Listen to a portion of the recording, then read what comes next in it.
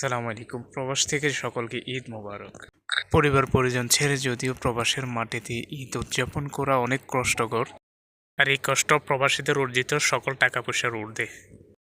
পরিবার পরিজন দূরে রাখার কষ্ট বুকে নিয়ে কর্মস্থলে আপন হয়ে ওঠা লোকগুলোর সাথে ঈদের আনন্দ ভাগাভাগি করে ঈদের দিন পার করতে হয়।